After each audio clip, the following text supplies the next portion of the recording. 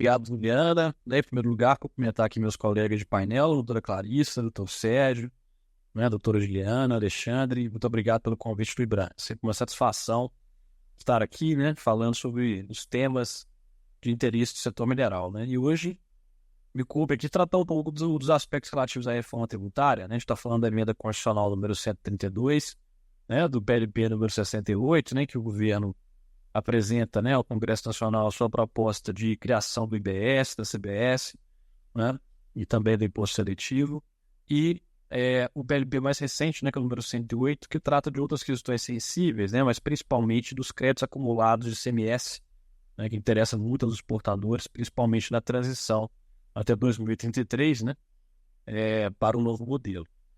A doutora Clarissa vai abordar, né, de forma um pouco mais específica, né, o imposto seletivo. Então, vou deixar os meus comentários sobre esse tema, né, para os debates. Eu vou tentar focar naquilo que me parece importante, né, sobre a reforma tributária, mas que não tem sido tão ventilado, né, como eu acho que deveria, certo? Eu trouxe aqui 2 slides, Juliana, para projetar, para guiar aqui um pouco, né, a apresentação. É possível projetar aqui, né? Isso, fica à vontade, você projeta. Obrigado. Acredito que todos já estejam vendo.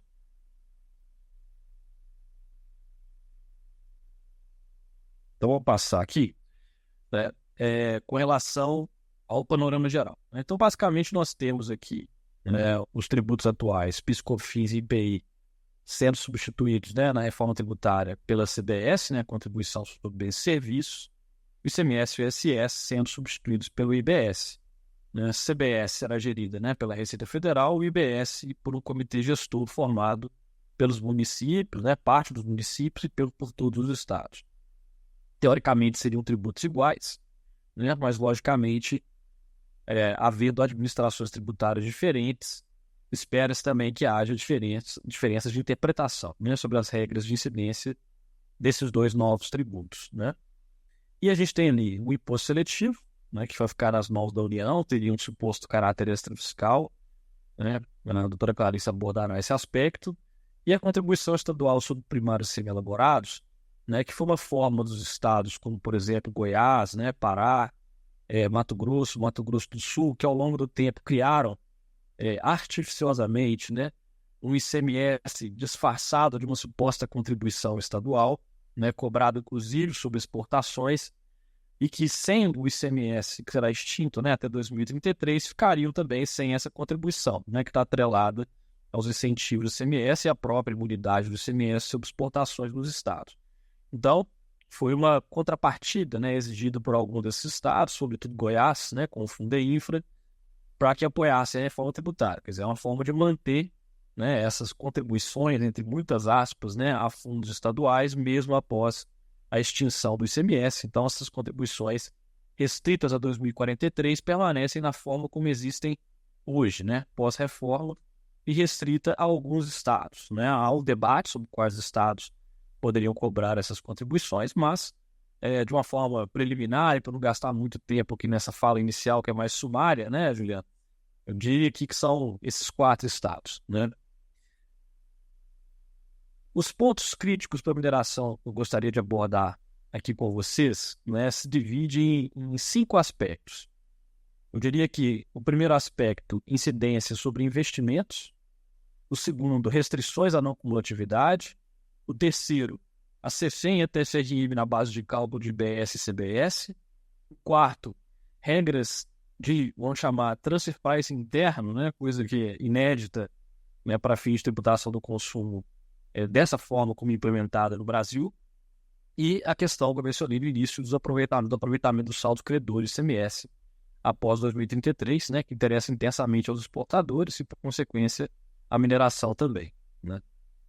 Com relação ao primeiro ponto, já delimitado aqui a nossa agenda, né, me preocupa esses 2 aspectos que estão demarcados no slide. Né? O primeiro são as operações envolvendo a cessão e arrendamento de direitos minerários, inclusive a aquisição em leilões, né, da ANM, né, de forma originária desses títulos minerários. Certo? Por quê?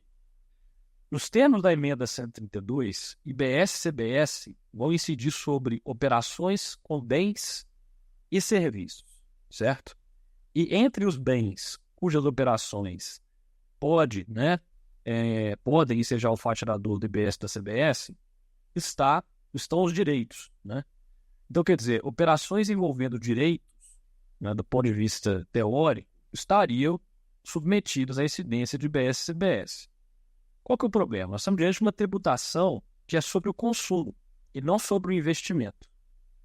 Justamente em razão disso, né, logo quando saiu, né, a emenda 132, houve um grande debate no mercado sobre a possibilidade, inclusive, de IBS e CBS incidirem sobre transações no mercado de capitais, ou seja, sobre compra e venda de participações societárias, né, de ações, de cotas, etc., que são, obviamente, atos de investimento, certo?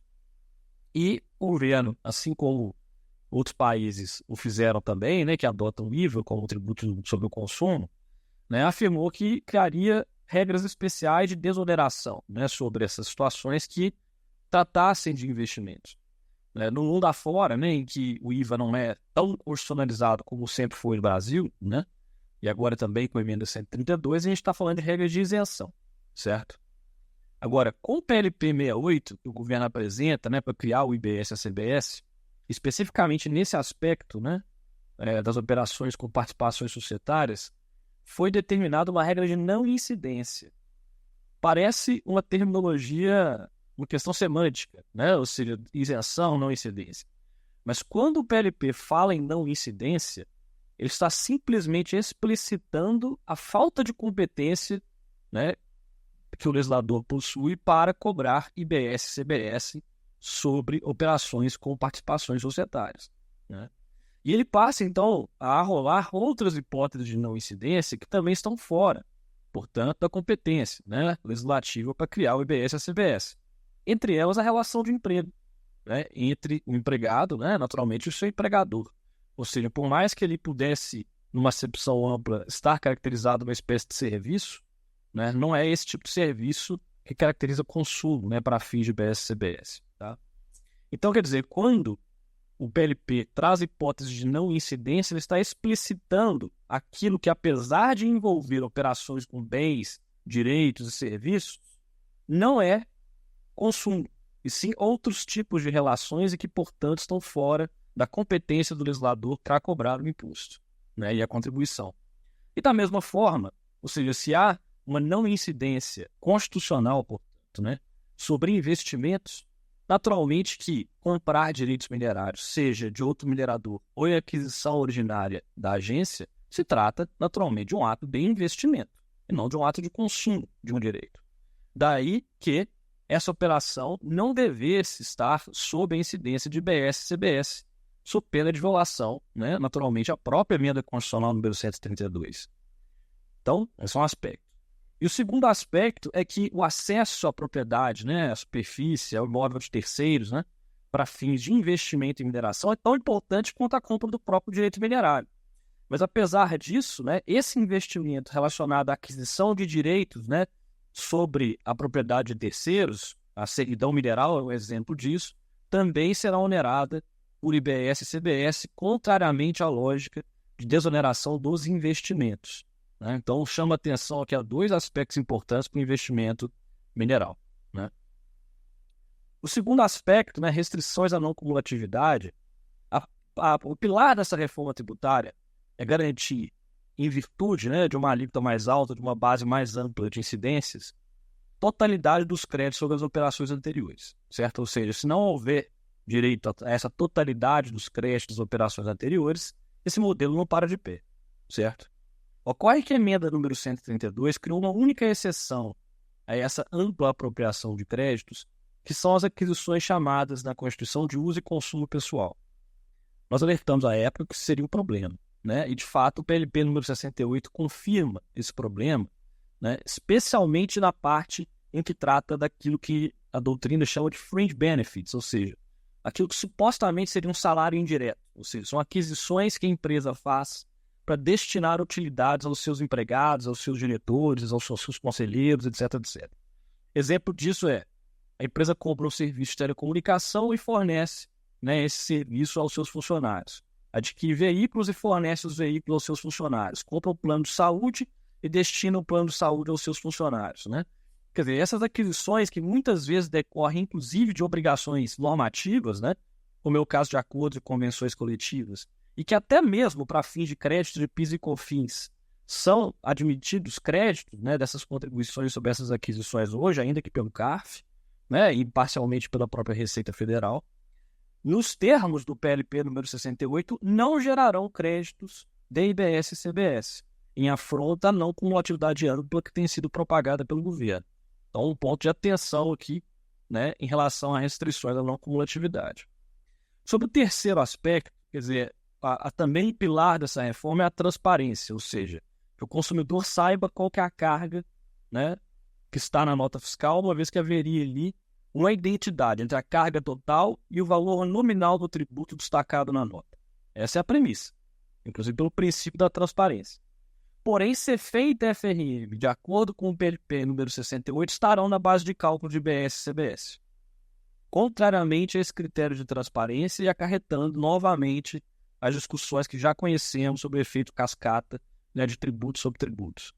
Voltaremos certamente a discussões judiciais relacionadas a esse aspecto. Quarto ponto. Hoje estamos acostumados, inclusive com uma legislação nova, né, a Lei 14596 de 2023, a fazer testes de preços de transferência em exportações para vinculadas no exterior, certo? Mas não estamos acostumados a fazer testes de preços de transferência em operações dentro do Brasil entre empresas do mesmo grupo econômico. E é isso que passará a acontecer com IBS e CBS. Qualquer venda por empresas que pertencem ao mesmo grupo econômico terá que ter o seu valor de mercado testado para saber se a base de cálculo eleita corresponde efetivamente àquilo que seria uma operação, né, realizada entre partes independentes. Muita complexidade, né, para um problema praticamente inexistente. Exemplo, não há qualquer regra semelhante para PIS e COFINS no Brasil. E, por outro lado, também não há qualquer tipo de autuação da Receita Federal que se tenha conhecimento de forma notória, dizendo que há simulação por abuso de forma, né, pelo elemento preço ter sido simulado em transações por partes vinculadas. As operações de hedge também têm um dispositivo específico, obrigando, né, o contribuinte a, toda vez que celebrar, né, um instrumento financeiro derivativo, ter que demonstrar, testar que o valor, né, desse instrumento derivativo corresponde ao padrão de mercado. Tá? E, por fim, a questão dos saldos credores de ICMS. Como nós sabemos, né, esse é um dos grandes gargalos da não cumulatividade no Brasil, o acúmulo de saldos de crédito de ICMS pelos exportadores, que não podem ser ressarcidos pelas restrições que os estados impõem. Né? É também premissa dessa reforma tributária que, após 2033, esse assunto esteja resolvido. Qual que é o problema? O PLP número 108, né, exige que esses créditos sejam homologados pelos estados ou pelo comitê gestor, né, para que possam ser ressarcidos após 2033, compensantes com o IBS ou ressarcidos em dinheiro pelo prazo de 20 anos, corrigidos pelo IPCA a partir de 2033. Porém, desde que sejam homologados, como eu disse. E a grande questão é, hoje os estados não homologam crédito de ICMS decorrentes, por exemplo, da aquisição de produtos intermediários, na forma, inclusive, de jurisprudência pacífica do STJ de 2023. Só restará aos contribuintes a ação judicial para terem esses créditos homologados, sob pena de não poderem transportá-los após 2033. Então, seria altamente desejável que o PLP 108, né, que trata desse aspecto, deixasse claro, né, que não é possível ao comitê gestor ou aos estados deixar de homologar créditos de ICMS que estejam em acordo com a jurisprudência de tribunais superiores. Né?